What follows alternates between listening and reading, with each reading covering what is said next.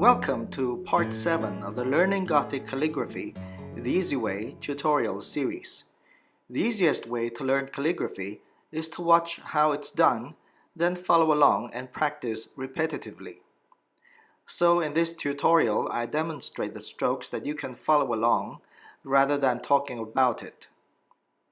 I've also included links so you can download 3 PDF files of Gothic alphabets, numbers, and symbols.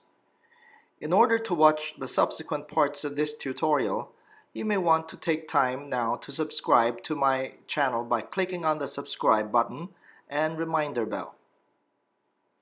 So let's proceed with the letters S to V.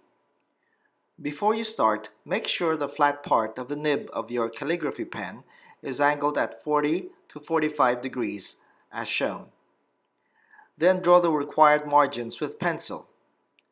Please view Part 1 about margins in this series if you have not yet done so. This video shows you the strokes for letters S, T, U, and V, both upper and lower cases. The letter S is the most difficult to master, both upper and lower case. You have to spend more time on letter S to get it right. The uppercase letters of T and V also needs more practice than usual. Now let's start and you can follow along.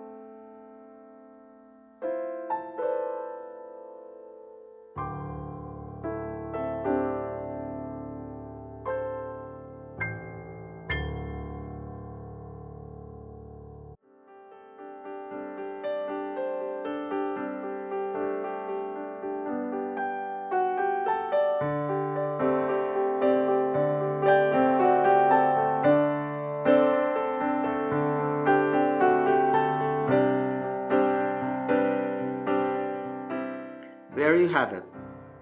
Please also watch parts 1 to 6 and look for part 8 of this series. And please subscribe, give a thumbs up, leave a comment, and share.